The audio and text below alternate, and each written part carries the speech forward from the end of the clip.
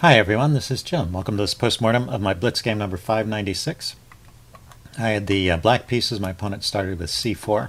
Go knight f6, going for my usual setup against the English opening. He plays knight c3, and I play c5. And now he plays the one move here that prevents me from doing my usual opening. Against the English, I like to play this early d5 move, which you can play in almost all cases, supported by the knight, and then you'll get an open line here. And my idea is to try and create a slightly open position that is different from the closed maneuvering positions that English players often go for.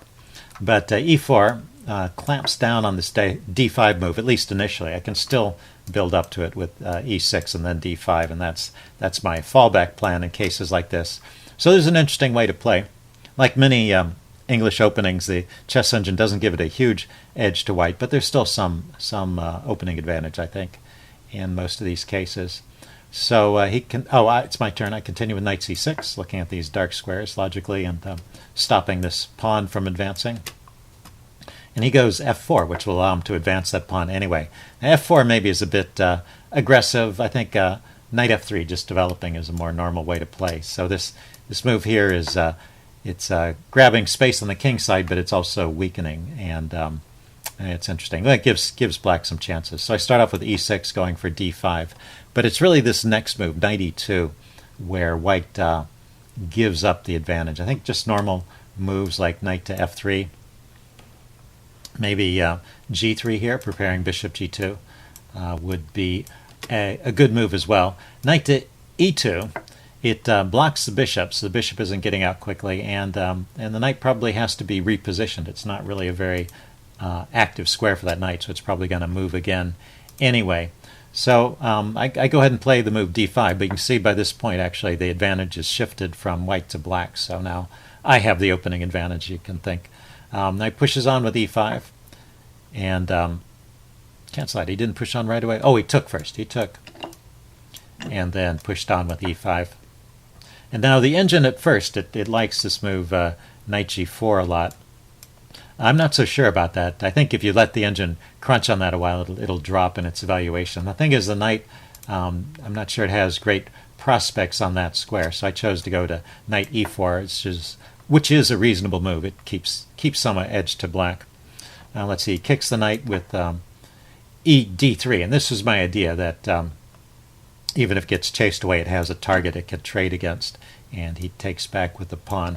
So I've given up an active knight, but I've taken off one of his good pieces too, and leaves me with some edge. But the next two moves actually give the advantage back to white. So it just takes a couple of imprecise moves, or in this case a bad plan, and that advantage disappears. The thing is that white is going for this big pawn wedge. I have this giant triangle of pawns in the center, and the moves I play, g6 and bishop to g7, it just ends up putting the bishop on a square where it's not very useful. So there's a case where I should be thinking more about what my opponent's plans are and how I can challenge them. So it makes more sense to do something like bishop e7. That's one of the engine choices. Castling, and then preparing for some f6 push to try and bust up the center a little bit. Okay, so not the best play from me, and after a couple of moves here, he continues building his big pawn triangle. Bishop g2, and knight e7. I was relocating this knight over to the king's side, defending this pawn and looking at some of the light squares over here. By this point, actually, the advantage is shifted completely to white. He finishes building up this triangle. I mean, he didn't do it right there, but he could. He plays that in a couple moves. So this knight move, when I shifted it away, it's releasing some of the pressure off of that d4 square. So actually, I've kind of worsened my position by retreating that knight. Anyway, he castles. I castle. Goes bishop a3, poking this pawn.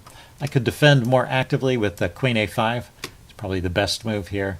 I played b6, defending the pawn somewhat passively, and now he gets this ideal setup I was talking about with this giant pawn chain, and he's even managed to get this bishop outside the pawn chain. So this strange play has actually been justified by my failure to take advantage of things when I had the chance. But, well, I don't believe the advantage is really as strong as what it says here.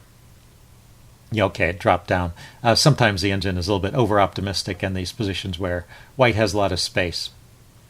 It likes those, but as it looks ahead further, you'll see that the advantage drops. In fact, he did play this move c4, and I just go with bishop b7, and then he did take, d takes c5. So you see it's giving him this huge advantage, but then all of a sudden it drops. So that's what I mean. Nothing happened except the engine evaluation changed because the engine started finally looking ahead deep enough. And actually I didn't, I played d takes c4.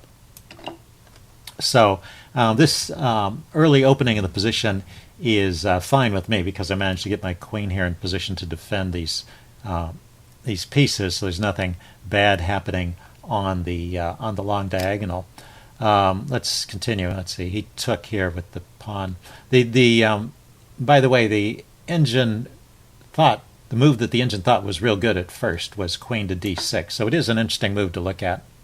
And I can't take it. I can't take the queen because that would give him this giant pawn chain. Well, also it wins material because when he takes back, it hits the knight and my bishop is loose. So I have to be very careful. And also I can't, I have to be careful how I defend the queen. I have to defend with this rook because there's a problem on this diagonal with the dark squared bishop and the queen. So if I decide I needed to defend the queen with the rook and innocently move this rook over, then he can win some material here. He takes here, opening up this diagonal, so now the queen is hitting the knight here. And let's see. First of all, if I just take the pawn back, the queen takes the knight, and he just ends up a piece up. So that's pretty clear. So if I don't take there, though, what else can I try here? I could try trading queens. And bishop takes d6, takes back with the bishop, and I have two pieces hanging. This is hanging and this is hanging. I could grab here, cancel that. I could grab here, and he could take here. Let's cancel that. He says king takes is still good. Okay, so now only my knight is hanging. But if I defend the knight, then he can push on with b7. Okay, so that was a complicated sequence, and I might not have seen that. So this queen d6 move is winning if I defend my queen in the wrong way, if I defend with this rook. But if I defend with the other rook, then all those tactics don't work anymore. He can try this.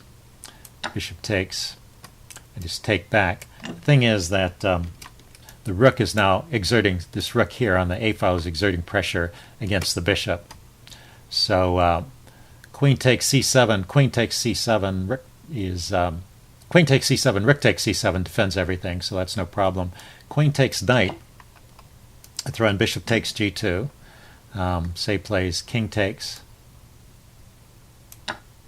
Then I have queen c6 check.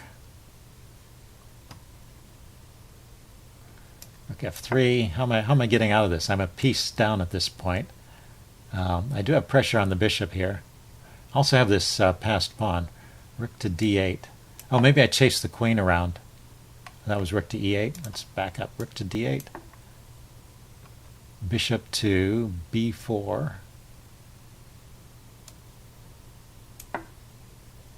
Queen to e4. Rewind, queen to e4, hitting the knight. King over, defending the knight. Bishop to f8. Okay, so this bishop f8 trick is putting some pressure on the queen and getting the piece back. Wow, so anyway, those were kind of complicated sequences. So in this position, I guess the story is that white should really have tried this move because there's many ways for black to go wrong. I might not have found that one way to save the position. Anyway, he just took another pawn here, and I continued taking back. And then he traded out.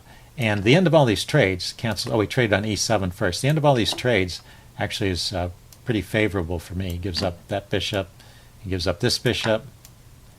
And he leaves me with these two passed pawns. So I've gone from a position where white had a slight edge to that opening where it was about even, and then he trades everything off and gets a position where black is probably winning with good play. These pawns are really dangerous over here.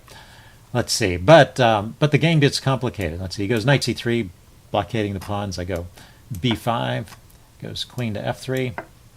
I should just trade here. It's simpler to win the endgame. I kept the queen on with queen to b6, played king h1. Thought maybe some good things would happen here. I still have a problem with my bishop not participating in the game, so I bring this rook over, and he brings a rook over to oppose it, and I get my bishop finally on a diagonal where it's doing something useful. Now he hops in with knight to d5, and he's kicking my queen, so the queen went to c5, and he plays the move f5, threatening to come in here and open up my king side. So his pawns over here have sprung to life, and technically I can defend this, but I do have to find some good moves here. Rook to a3, hitting his queen, looks like one of the good moves, or king to h8, getting away from this knight check here. But the move I played loses. There's kind of a comedy of errors here. I play this losing move, rook a7, and the reason it loses is I just undefended this rook on the d file, so now he can play knight f6 with check and win a piece here. So that's a losing move, which he didn't play. He played f takes g6, and at this point I noticed that there was this problem, and the simplest way to solve it is just bring the queen back to c8 and then play on where white's up a pawn. But I'm not totally lost. But I was kind of panicked here, having narrowly escaped the death blow knight f6 check, and I wanted to get rid of that knight, so I took here. So bad choice, and now he can just take back. There's no reason to hold off. He threw in g takes h7 check, which is not bad. I took with the king. And right here, he's just winning. All he has to do is take my rook, and he's up a whole piece. I have a, is that right? He's up the exchange. I'll have a bishop and a rook, and he'll have two rooks. But he's also up some pawns, and my king is exposed. So I think it should be a pretty easy win from that point. Instead, he saw the open king and started going for the checks. He went queen f5 check, and that one move actually loses the game for him, because after this point, he can't ever get back and attack that knight with tempo. And there's no perpetual check here. He tried a few more checks, cancel out. He went queen g4 check. I just block with the bishop, and so now he trades off. But now I'm a piece up. Instead of being down the exchange, I'm a piece up for a pawn. But his king is all exposed. That's the real problem here. And I still have these passed pawns, which will be another problem. Anyway, the king ran to g1. I grabbed another pawn here. I'm also looking at the rook in the corner. He went queen to c8 check. I just had to be sure there was no checks that picked up material, but and that I can block all of these checks here. He could have tried queen h3 check, but I can block with the bishop, and then there's no more checks after that. So he played rook to f1, bring this rook into the game. I come in with the queen check. King went to h1. Now queen here check on the light square. I did this so that I could drive his king to the dark square, and then I bring the bishop into check. And he resigned at this point. There's actually a forced mate here after rook f2 and bishop takes f2, but it's pretty clear I'm winning with the piece up and his king under fire. So interesting back and forth game, pretty typical kind of blitz game. There was some swings in the advantage back and forth, and then a period of chaos in the middle, and then he missed his chance to finish the combination correctly and let me back in the game. So I hope you guys enjoyed it. Leave any comments you have in the section below, and I will see you again soon. Bye.